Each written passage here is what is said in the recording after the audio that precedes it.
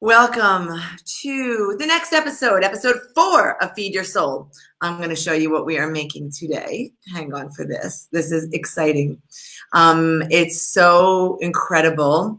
We are going to be blessed. Oh, look at that. I'm down there low, and now I'm big here, big. We are so blessed to have 2 incredible guests for this episode. One is one of my favorite food writers and cookbook authors, Adena Sussman, and this is from her new book, Sababa, which we'll be telling you a little bit more about in a little bit.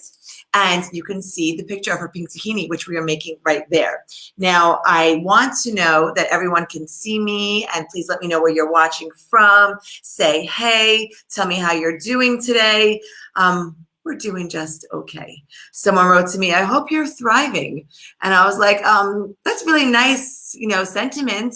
We're surviving, if that counts. So it's been just craziness all around.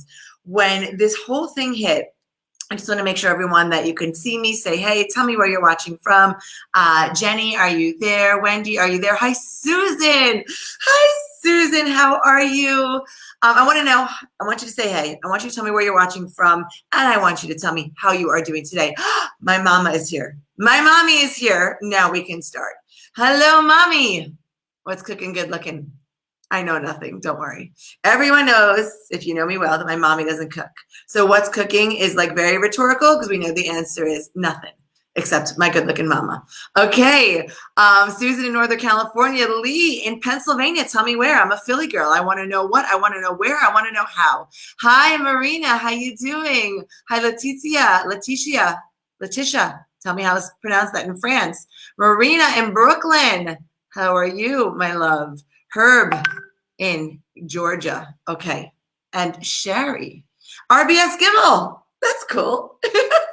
I did a Zoom last night, and I was with somebody, and we had a blackout yesterday. Things were just crazy. When this whole thing hit about 60 days ago, there was a cyclone over Egypt, and we were getting like the ripple effects of that. And I'm telling you, like, phone poles were flying out of the ground. Trees were sideways. It felt like the houses were going to just be ripped out of their foundations. And that's when this whole thing of this lockdown happened. Now, in about 60 days exactly, which was last night, yesterday afternoon, it's 104 degrees. We're in the middle of what we call a Khamsin, or a heat wave here in Israel. The power goes out. Okay, psychotic. It really felt like Zoom crashed. The power went out. We couldn't do Feed Your Soul. It's like, what is going on? And so it's been intense, to say the very least. So anyway, I'm on this Zoom last night. I had one thing that I could not reschedule. And so I did it in the dark with a flashlight, Halloween style. I'm like schwitzing like crazy. And I see somebody else in the dark. And I said, oh, where are you? And it turns out they're like in the building next door. Because not even all of Ramat Beit Shemesh Aleph, which is where I live, had a blackout. Just one particular area. And I was on Zoom with the other guy. So RBS Gimmel is super close. Hi, Edgar. You're always amazing. I'll tell hubby you miss him. I know you do. We got to get him behind the camera sometime soon. Hey, Lee. Hi, Dennis. Kingston, Brunswick, Georgia. My mama again. South Africa. How you doing, Annaline? Hi, Diane. How are you in California? Cottonwood, Cali. I love that. Cottonwood, Cali. Okay. Before we bring on our first guest, I want to share something that really just struck a chord with me. We're all talking about how the parents are super stressed, homeschooling, but it's been difficult for the teachers on Zoom as well. Now, in Israel, schools opened up. And for my kids' schools, I would say about 30 to 40% did not go. Some of us are playing it a little bit extra cautious. And so we're waiting about 2 weeks to see how things go before we put our kids back into school. So it's even more challenging now for the teachers to be teaching to frontal teaching to a live classroom, and then Zooming to the girls, the 30 to 40% of the girls that are still home. So teachers really get a big pat on the back. They've been going through a lot. And I want to share a little video about this amazing teacher. So hang on.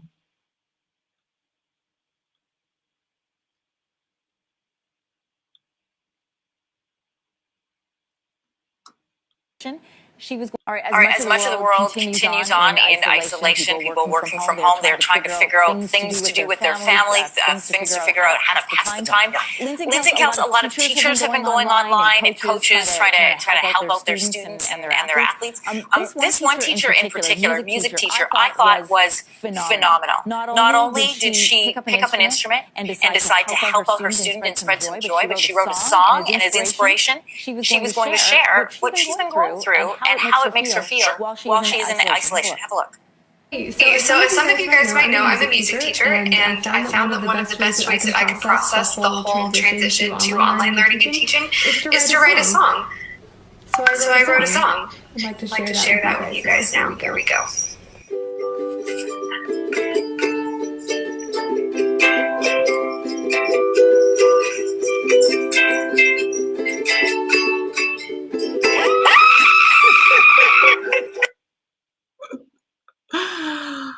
Whoa! Now, when I saw that, my amazing friend Malky Hirsch says it to me, Kiss the Kosher Cook, I was like,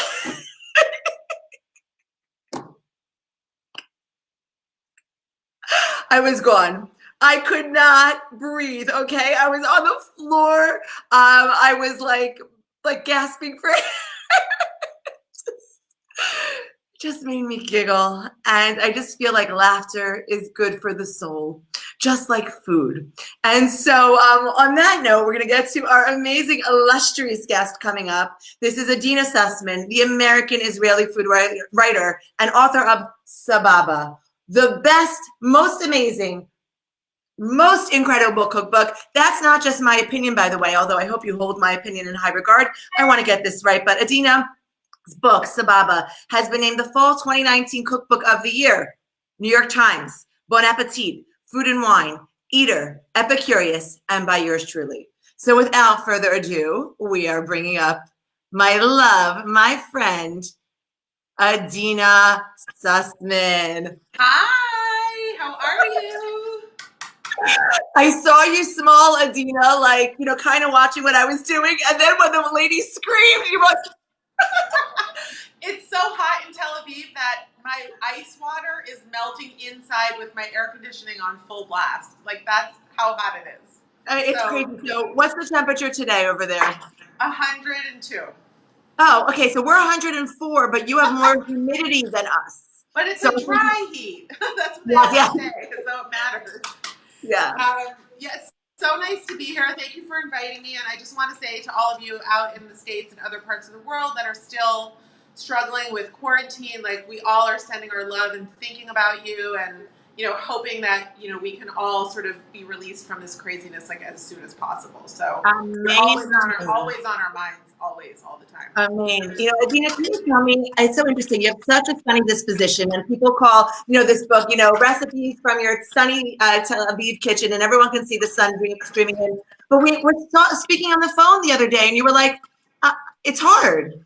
It is hard. It's just, no matter how back to normal things ever get, I think this experience is going to have changed us all forever. And it's hard to know how to feel and how to support other people who are at different places than you. And Israel's at a different place than America, So I think there's just a lot of dissonance and disconnection. And it's important to cook and talk to friends and stay connected. And so I really appreciate you inviting me here today, because I feel better. I love seeing you. When I do this show, it gives me a sense of purpose. It makes me smile. It gives me a reason to put on my magnetic lashes, which always makes me feel better. So, talk to me, Adena. People, this show is called Feed Your Soul because really food, it's so much more than just food. It's so much more than the physical nourishment. And I think that you also believe in family and gathering around the table. And the recipes that we're making today are great for entertaining. So tell us what we're making. We're going to make a basic tahina, and then we're going to turn it into like a hot pink tahina in the blink of an eye. So that's the cool part about it. And we're starting with some really good Israeli tahina, har bracha. It's made in the West Bank and bought in Israel every day by thousands of people. And when you pour your tahina, you want it to look like a thick pancake batter. It's, tahina in Israel, we're so spoiled. It's fresh. It's like a milk carton. You want to look and see how fresh it is, how emulsified it is, all that kind of stuff. If it's too separated, it means it's a little bit older, but Just give it a stir if you need to. And then to that, I'm adding, we're just ending fresh garlic. Now that is my favorite. Sorry? I want to, that is my favorite Trina too. That is my favorite Trina too. I think it's the best in the world. And I've linked it on Amazon. So people can buy it on Amazon from anywhere in the world. Great. So Har Bracha is great. Also Sum Tahina, which is a company of 3 American sisters who also make their tahina in Israel. So that's great. Now it's fresh garlic season, and I just wanted to show you, at this time of year in Israel, we get this incredible green garlic. You can literally just peel it so easily without cutting it or smashing it. I'm going to add a clove of garlic to the blender, to the food processor. And I'm going to just kind of blend that first for just a couple of seconds. I think you can even hear me while it's blending, can you? I can. Okay, so that's good. All right, so now the secret ingredient here is... Can I ask you a question first about the blender? I always whip my tahina. And I use either a frozen cube of garlic so that it will easily dissolve. And I think it's because I have an aversion to extra dishes. What is the benefit of pulling out my food processor and just blending it? Is it going to be a lot more fluffy? Think about making mayonnaise. What you're doing is creating an emulsification. Think about the difference between a salad dressing and a mayonnaise. What you're doing is you're incorporating lots of air into the tahina. It's going to make it fluffy. It's going to make it stand up straight. It's going to make it extra light, even though it's really rich. And I think that it just adds that little X factor to the tahina. Obviously, you can do it with a whisk. This is like you can whip cream by hand, or you can whip it with the KitchenAid. It's going to go faster, and it's going to be a little bit fluffier. Okay. Now I've added a lot of ice to this water, and I've chilled the water down for a little while, and I'm going to put about 1/3 of a cup of ice water in here. There was a lot more ice in here a little while ago. And a little trick for you guys, on your food processor, believe it, there's a teeny little hole in this insert in the top of the food processor, and that's typically made for letting steam release if you're doing something hot. But if you want to drizzle oil in for your mayonnaise or water slowly, all you have to do is turn it on and pour it in there, and it's going to drizzle out super slow on its own. Who knew? Wow. Now, the tahina is seizing up and going a little crazy as the water enters the tahina. It's like chocolate. It doesn't deal well with liquid, but it'll eventually tightens up and then loosens up. And then what we're going to do is we're going to add, I think I'm going to add a little bit more water here. I'm glad you told people that it tightens and loosens. Every time one of my daughters is making the tahina, she's like, Mom, it's not good. It's not okay. I'm like, just keep going with it. Just have faith, and suddenly becomes so creamy. Exactly. It's going to struggle with you a little bit. Nothing in Israel is good with a little bit of conflict or a little fight. So, why should tahina be any different? So I'm going to add a little bit more water. And now I'm going to juice some lemon juice here. And I'm going to use my Pro juicer that I'm very proud of. I keep upgrading my juicer like some people upgrade their car. I started out with a reamer and a squeezy one and a smaller one like this, but I really like just being able to juice grapefruits, pomegranates, kind of like whatever I want. And a little trick is before I juice, I always zest a lemon, no matter what I'm doing. Usually the lemon zest will go into the recipe, even the recipe doesn't call for it. I mean, lemon zest would be amazing in tahina. Yes.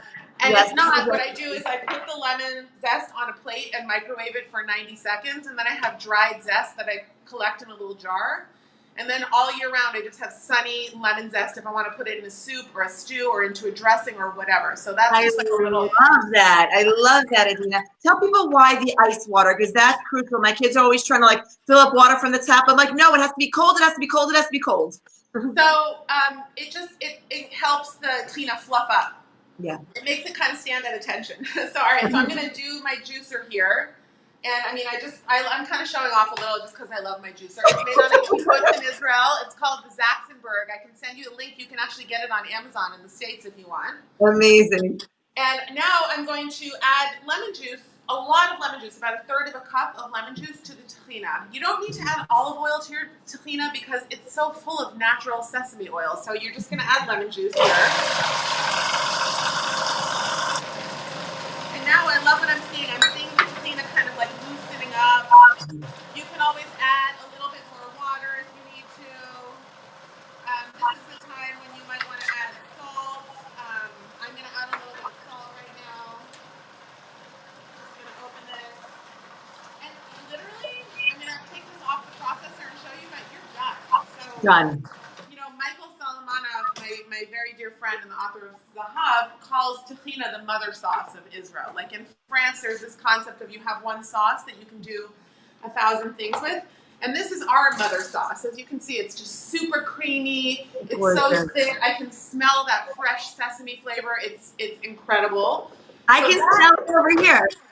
Now, if you wanted, you could just spread that on a plate and serve it. You could mix that into your hummus to kind of like up your hummus game. But what we're going to do today is we're going to make a pink tahina. So I just want to quickly tell you how to roast your beets. Okay. If you have a fresh beet, you should use that. It's going to be a pinker, hot pink like you see in sababa.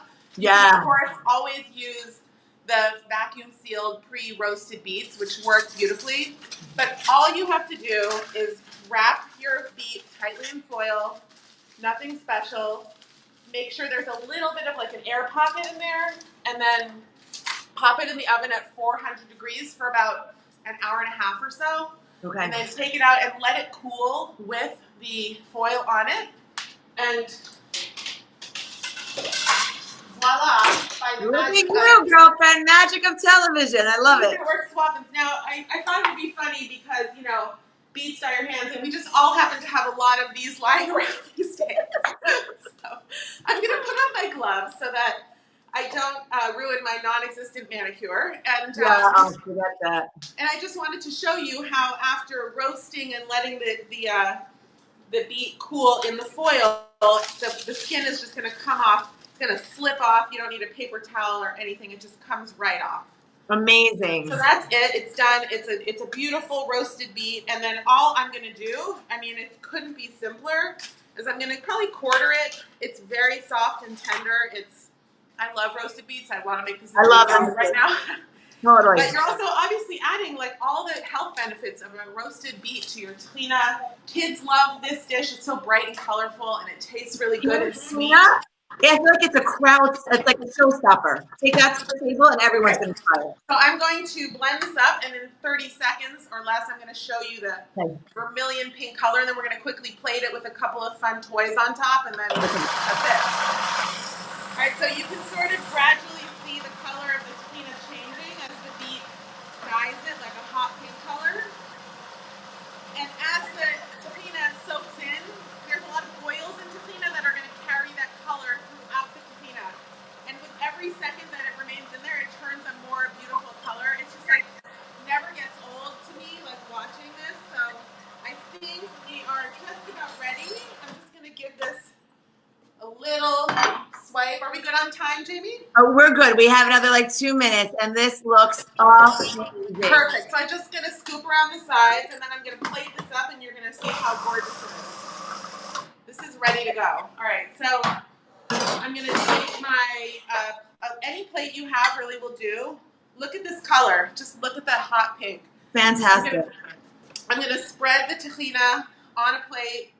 If you wanted, you could put labneh here and make it dairy and do like a creamy hot pink swirl in the center. Please fill my heart. You can obviously do olive oil. I mean, this color, and also you guys, this is kind of the texture you want. Like if I hold this plate up to you, it's not running all over the place. It's got like a nice, beautiful thickness to it. And today, because I happen to have them around, I have some leftover chopped pistachios from a demo that I did last night. So I'm going to take some beautiful pistachios and roasted almonds, and I'm just going to give those like a really, really simple chop here. Adeena, I'm loving this. People are just asking how much beet. It was one roasted beet. One medium beet. Yeah. All right, I'm literally just sprinkling these on top here. And you know what I'm going to do? I'm going to take that lemon zest and I'm going to put it on top here. And then I'm taking a little bit of olive oil for that signature drizzle. And we are done. Gorgeous, gorgeous, gorgeous. And you saw, if you have your beet roasted in the fridge, the whole thing takes no more than 10 minutes. Like, I love it. Happen right here, so you know. It's gorgeous. I know it's delicious, guys. Sababa, you can get it now everywhere books are sold. It is by far, hands down, the best cookbook that came out in fall when it came out. And again, it's not just my opinion. You're amazing, Adeena. And if everyone enjoyed this, come on over to them just in about 1 hour for you. So that's the post show. Thank you, Adeena. That's sweetie. Okay, guys, our next guest is coming up. This is very exciting. Now, okay, you don't understand. My family, like I could be going on the Today Show, right? Like it's the #1 morning show in America, 10 million people watching it, blah, blah, blah, maybe more. And my kid's like, oh, that's cute. Mordechai Shapiro is coming on the show. My kids were freaking out. Now, I wanted to just play a little excerpt of one of his most famous music videos, and it was hard to pick. The truth is, it was hard. I went with Friends just because I love the message right now, and I feel like we're all missing Friends. So just take a look at this.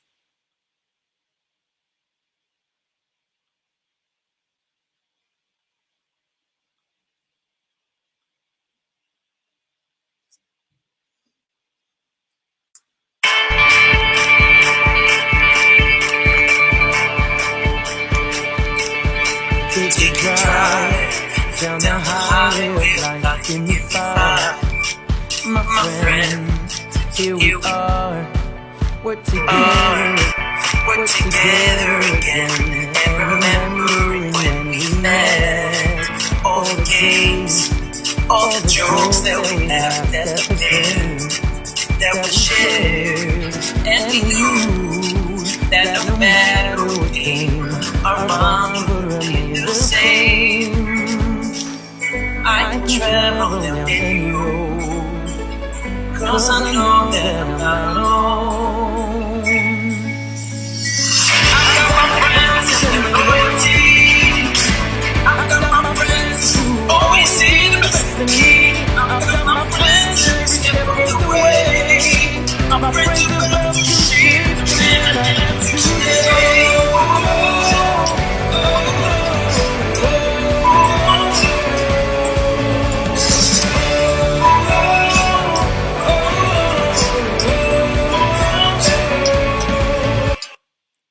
And that was a little expert. We have the one and only here with us today, Mordechai Shapiro, Jewish pop star in the house. Hi. What's up? What's up? Good morning to you, Mordechai. Good morning. Rise and shine. Or good afternoon. Well, yeah. If you call 4:30 in Israel rise and shine, then yes. So first question I have to ask you, you are always smiling. You give off such a positive, excited persona. Everyone just saw you in the music video. How are you doing now? How is this affecting you, if at all, and or how are you keeping up your spirits? So I'll tell you the truth. In the beginning, I think it was like Purim time where this all started hitting us. I don't know when it hit Israel, in a serious way, but on Purim, or right after Purim, we started hearing of cases. In the beginning, I think this whole thing was like cute. Okay, quarantine's like cute. Like we'll be home for 7 days, or like 14 days was what the max amount of time we heard, and then like it'll be over, right? And then it was like, well, not quite. This is like another week, and then we heard rumors of Pesach like not happening. And we're like, come on, that's ridiculous. Like we're all going away. I had like big plans. I mean, Pesach's a very busy time. We were going to a program, and I had a very busy Pesach. And then before we knew it, Pesach just didn't happen. And then it just kept going and kept going. So, I try to stay positive. My wife is very into the schedule and the structure, which is really important for us. But I'll tell you the truth, it's not so easy. I mean, I thrive on being out there and being with people and singing and doing my thing. So it's not easy. We are making the best of it. I'm busy doing a lot of housework. I'm busy doing a lot of exercise. I'm working on the music, but it's definitely not easy. Right. I think that everyone shares that sentiment, and I think that we really appreciate people just being honest with the challenges and the struggles that they are having right now. Now, I know you thrive on being on the stage and being out there. What's your favorite part? Is it writing music? Is it performing on the stage? Is it doing a music video? What's your favorite part about what you do if you had to choose? It's a good question. I wish I had like an answer that like just came to me. But the truth is, like, I dreamed so hard to be where I am today. Like, I literally had such a passion that I'm so excited for every part of it. Obviously, there's challenges and there's stresses, and the music video, I mean, Friends, you just showed like literally a blast from start to finish. But again, it comes with challenges. you know, the music videos might be the most exciting. I mean, even the Friends music video, which looks like, you know, just bundles of fun. There was a lot of, you know, there not a lot, but there was some drama behind it. I basically told my friends that we're gonna go on a road trip, and I'm gonna bring a video guy. And I don't want you guys to be like overwhelmed with the camera. I want you to have a good time and just be yourself. But at times, there were times where we needed to get a shot more than once. And I was like, guys, listen, I know we're here to have a good time, but I need you, please. And like the bonfire scene, I didn't mean to go into a whole spiel about the Friends music video, but even the bonfire scene, we shot after an exhausting, literally skydiving and hiking and you know, water rafting and whatever we were doing. And like 11 o'clock at night, we went back, you know, cleaned up, and I was like, we're getting back on the bus and we're doing fire. And my friends were like, no, we're not. And I was like, get on the bus, baby. So listen, every part, like recording new songs in the studio is awesome. Writing music is awesome. Performing weddings, concerts, it's all amazing. I know it sounds like so cliche that it's just a blessing, but it really is. I mean, I dreamed about this, and thank God I was blessed to be able to do what I love every day, and I really try not to take it for granted, so I just enjoy every part. That's such a beautiful attitude. Now you speak about dreaming for it. Everyone has a dream. How did you make this dream a reality? So the long story short, because I know we don't have a lot of time, but I started off in the Miami Boys Choir, which was, you know, the biggest Jewish boys choir in the world when I was about 8, and I was there for 6 years. That gave me a tremendous platform, just experience, confidence on stage. We traveled around the world, and basically ever since then, somewhere inside of me, I said, when I'm older, I'm going to be a singer. It's always hard because I always tell people that your will and your passion is the most important thing, but it has to come along with, you know, a couple of other things. It has to come along with the talent. So, you know, because we've all seen some of these shows, American Idol or any of these, and there's some people that are so passionate, but they're a little delusional. And, you know, there are a lot, in every trade, there are people that are just so passionate. They will do whatever it takes, but at the end of the day, you know, it needs to come along with, obviously, the talent and the practice. So I didn't know for sure what was going to happen. You know, I can't say that I swear I knew I was going to be where I am today 10 years ago. That's impossible. I think for any of us, you know, to say that is hard. But I did really have a passion, and I practiced, and I've been training vocally for many years, and I'm good with people. I like people. I like to work with kids. I used to teach music. When I moved back from Israel, long story short also, we made Aliyah, my wife and kids, about 9 years ago, shortly after we got married, because, you know, it was our dream to be in Israel. And even though it was really challenging, hence we moved back. After 3 years, like the music thing just wasn't really working. Even though now, thank God, I think I have somewhat of a fan base in Israel. Yeah, you do. But at the time, as an American, my Hebrew was not great, far from fluent. I mean, it's pretty good now, but they just weren't, like, it just wasn't going. So I still didn't want to move. I was doing, you know, I was working. I moved to Israel maybe a little bit prematurely, but obviously it's all Hakom Shemayim, as we know. There you go. But I was doing a sales for a company. I was working with autistic children at one point for a good 2 years. I was doing a lot just to make ends meet, but it was really tough. It was a really tough 3 years in Israel. And I asked my rabbi, and he wished us, you know, he gave us blessings to move back. And then I started really jumping in full force with the voice lessons, with the training, with the keyboard, working on guitar and piano, and trying to get out there. How did you start to get out there? So it started with like small parties, engagement parties, bar mitzvahs, birthday parties. I went to like Sam Ash with like the no money that I had. I literally moved back to Israel with $0. Wow. So I was teaching at Hank Hebrew Academy of Nassau County. I started teaching music there, which was also a great platform. I was able to do what I love and work with kids, and that was amazing. And at the same time, I started doing these small gigs. I went to Sam Ash, as I was saying, and I bought the cheapest sound system that they had. I didn't really have any other choice. And I made myself these cheap business cards on Vistaprint for like, I think they'd let you get free business cards if you put Vistaprint like on the back. Like if you advertise for Vistaprint, Stop. they let you do like they give you like a free 100 business cards. So I did that. I started handing them out, and I started doing small parties for $100, $200, $250. You know, I was charging like at one point like $150 an hour, and people would call me, and they'd be like, "So we have a birthday party for like 3 hours. What do you charge?" And I'd be like, "Well, it's $150 an hour, so that'll be $450." And they'll be like, "Oh, can you come from like an hour into the party for like an hour? Because like we don't need you for 3 hours." And I'd just be like, "Okay, fine, I'll come for 150." You know, and it was all a process, and it was all regrets. But you know, slowly but surely, Hashem put me in a pretty awesome situation where I was on a bar mitzvah. Somebody canceled, and they called me last minute to be on a Shabbat getaway weekend, and I started networking. I started telling people I wanted to be a singer, and they were like, "You're a cute keyboard guy, like." I don't know what else to tell you. And I was like, no, I'm going to stop playing keyboard. I'm going to be a singer. I really want this. I need money for an album because I didn't have it. And after that weekend, I had a couple of really special people that said, we're gonna make it happen. I didn't believe them until they called me Sunday after Shabbos. They invited me over for breakfast, and we made it happen. And they helped me out. They helped me get my feet wet.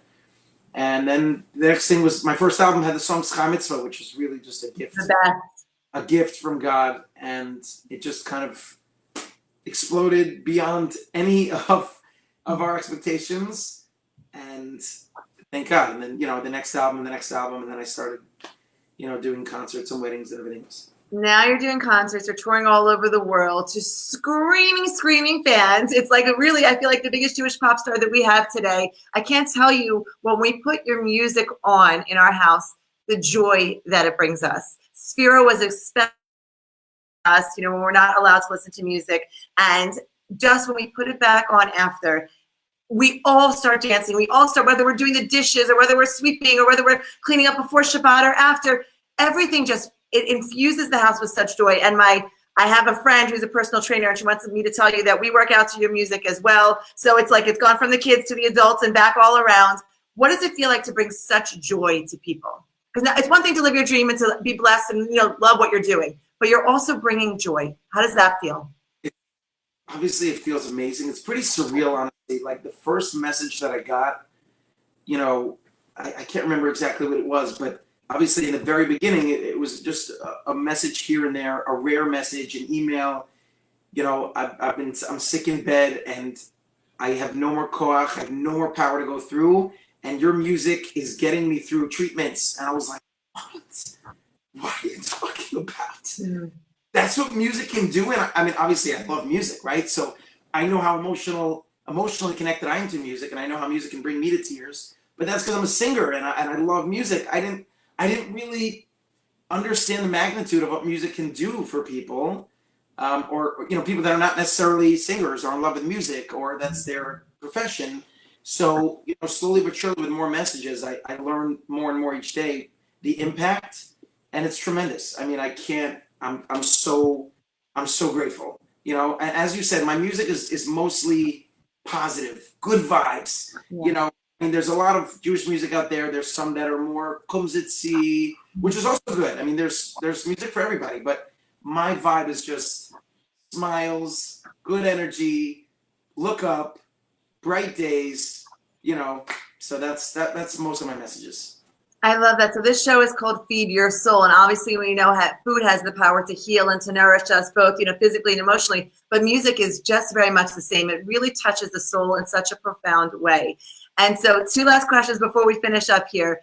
Because we're Feed Your Soul, because we're cooking, what are you guys eating now in quarantine? Are you helping out with the cooking? We've seen some stuff on your stories. What's going on there food-wise at the Shapiro house? So I'm a foodie. I'm not going to lie. I'm definitely a foodie. I'm a big breakfast for dinner guy. I don't know if you guys do that. Yeah. But I love. Throw me some pancakes at 6 p.m. I'm in heaven. You know? So obviously with more time in our hands during quarantine, so I've been I've been dabbling in the kitchen, whatever, no big, reading my cookbooks. But if you want to come back on and cook next time, we'll have you. I'd love to. But I'm definitely big with the breakfast. The barbecue. When it comes to like the Shabbosy oven stuff, not so much my forte. But Okay, so stovetop barbecue. Stovetop barbecue. Throw me some eggs on a pan. Okay. French toast. I make a mean French toast. Pancakes. I love that. We love breakfast for dinner, and I feel like it's actually not just delicious, not just the whole family loves it, but it just feels easier to do. Like you said, once you start opening the oven, it just becomes like overwhelming. And so I think that breakfast for dinner is a favorite among ours as well. Last question before we head on to the post show over on Instagram. Any of the kids following in your footsteps musically? Are any of my kids? Yeah. So that's a good question. I always I always had this fear that my kids would be tone deaf. I mean, it's all good. It's all good. But it's not. I find that personally very insulting since I am, but whatever. No, but I needed my kids to be able to sing with me at the Shabbos table. Thank God I have 4 kids, and they all sing beautifully. My wife sings a little bit too, so thank God I was blessed. I have a 9-year-old, almost 10. I have an 8-year-old, a 5-year-old, and an almost 3-year-old. And they're not all out there. They're actually pretty shy, a lot of them. Maybe because of what I do and I'm always storying and out there, and it's not so much their thing, but they're still young. But they sing, thank God. It's hard for girls, as you know. I have a sister, Sarah Schaffer, who's singing, and she's amazing. But it's hard. The platform for girls is just hard. Kolisha challenge, and they don't have the platform that we have. But my son sings he's really sweet, but he's really shy. So we'll see what happens. I don't have any demands for them, but I'm happy that they can sing, Yeah. So what do you want to just promote when you're leaving? Where should they find you? What they should look out for? Any upcoming music that we should be looking for? An event, hopefully sometime in the near future? Let us know. Yes, of course. So you can find me on @Mordechai, pretty much all platforms, @Mordechai. So the new digital virtual reality is I want to say sadly becoming normal, because I didn't want it to become normal, and we're still, first of all these Zoom jokes and stereotypes are hilarious because they're so true. And we're all That's why they're funny. There's always an old lady that doesn't know she's on mute, and she's she's brushing her hair, and her dog is barking. They're hilarious. So we're all learning about this Zoom reality, and in the beginning it was more challenging because people weren't rushing to these virtual concerts just yet, because I think everyone wanted to just wait and see. Hope Pesach works out. Okay, Pesach didn't work out. Then we had Spiro, where there's kind of a break from music. But Lag BaOmer came around, and there was a bunch of big organizations that are we don't have a choice. We need to raise money for Hatzalah or whatever it is, and we need events. So, the brunch, these fundraising brunches or Malava Malkas, they're all now turning to entertainers because they need to raise money. So thank God there's events coming up. I'm working on a bunch that are in the works for early June. One with the organization Yachad, one with another organization. So we'll see. I hope this thing ends, and I hope that we can go back to, I don't want to say normal, because I hope that we all learned a lot from this. I know I personally did, just appreciating the small things, appreciating my family so much, appreciating my wife so much more, because she's doing what she normally does, just with the kids home and running all their Zoom sessions. She's running around with 4 Zooms right now. Yeah. While my Much harder than it looks, by the way, juggling 4 Zooms. I can't say that I know what it's like. I can only see it secondhand, and it's tremendous. So I definitely took a lot out of this, but at the same time, I hope that it ends soon. Amen. So if you guys enjoyed this, we're going to talk about a little bit and more over on Instagram for the post show. So check us out at 10 a.m. Eastern, and thank you so much. We'll see you there. Thank you.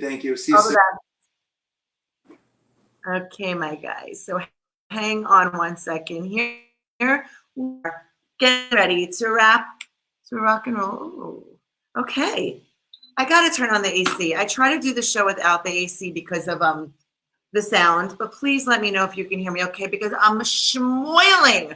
It's like 100+ degrees in this office. So, hey guys, let me know where you're watching from. Tell me how you're doing. Tell me how you're feeling.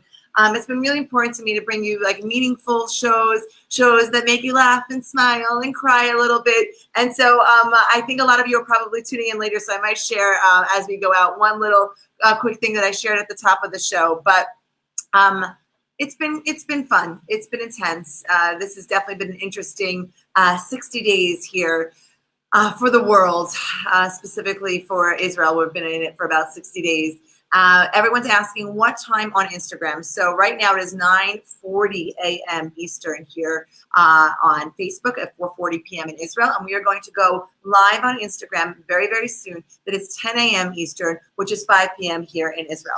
So you can catch more. We're going to make the Tahini again, but always we do things a little bit different on the post show. So we talk about different things. We share different things. We give different tips, especially if you tuned in late. You can go there live and ask your questions live. Oh, Joyce, I'm so glad to see you too. Hopefully sometime soon in Israel. Tom, hey, Tom, did you enjoy? I was like schmoiling. I was like a tomato. I cannot breathe.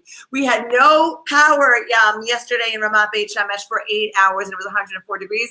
And now I'm just coming back to life. So let me know that you guys can hear. I really, really appreciate being able to have the AC. I don't even think it's doing very much, but you know how it goes. So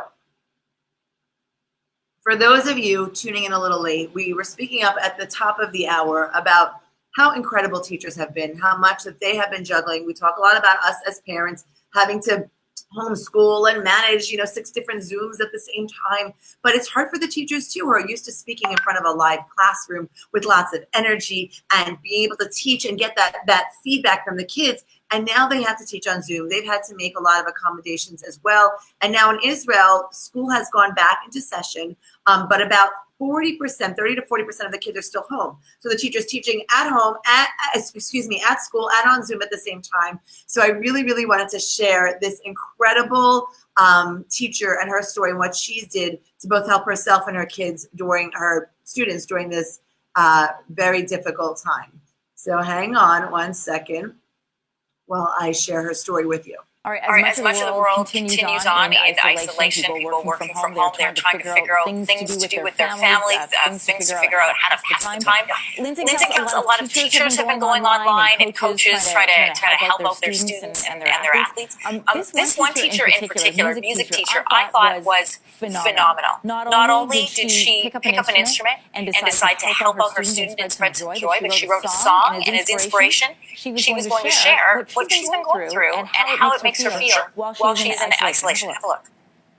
So as some of you guys might know, I'm a music teacher, and I found that one of the best ways that I can process the whole transition to online learning and teaching is to write a song. So I wrote a song. I'd like to share that with you guys now. Here we go.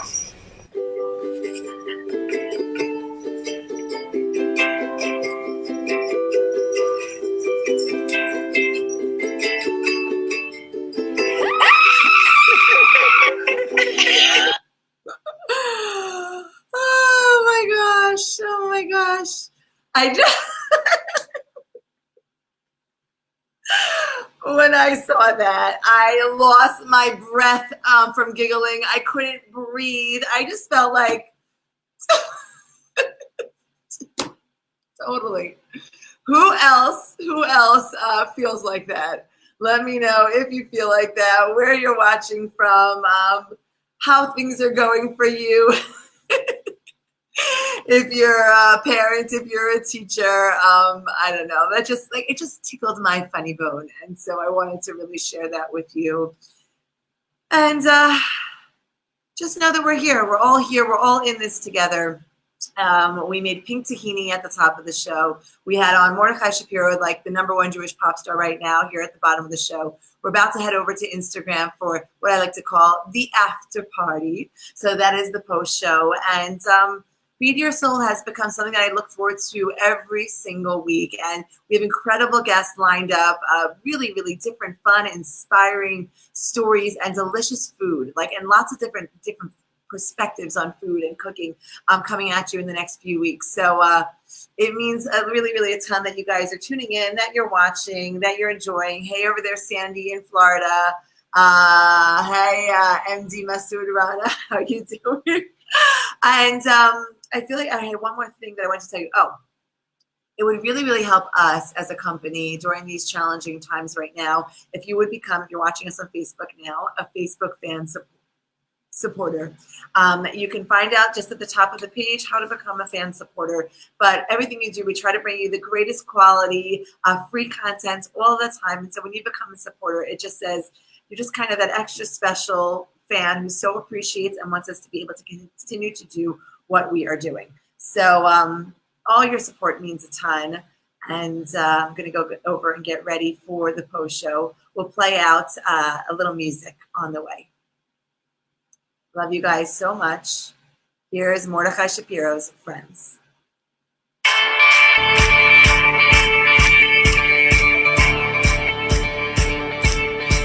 Take a drive down the highway of life. Give me 5, my friend. Here we are, we're together again, and remembering when we met, all the games, all the jokes that we laughed at, the pain that we shared, and we knew that no matter what came, our bond would remain the same.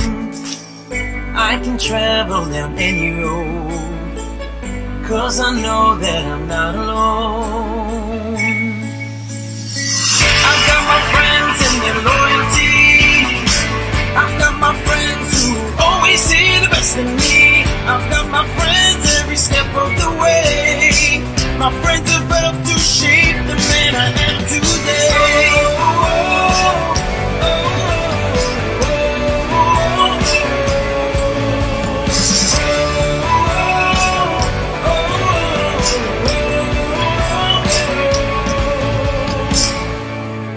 All the years, all the good and the bad, you were there, my friends. And the times when I stumbled and fell, you would help me get up again.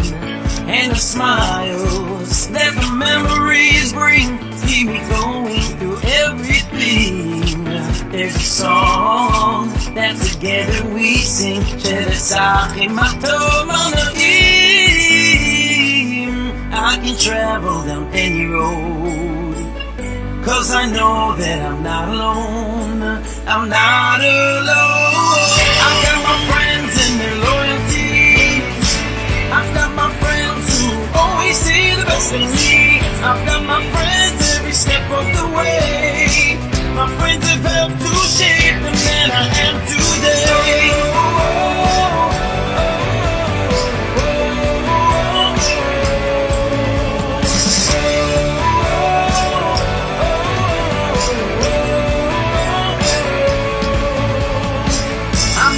Down the mountain, I'm not afraid. I'm hanging with my friends, I know they're with me all the way. I know they're with me all the way. I know they're with me all the way. I know they're here with me to stay. I've got my friends on the sunny days. I've got my friends in the thunderstorms, the pouring rain. And when I see them, I know I'm okay. My friends have helped to shape the man I am today.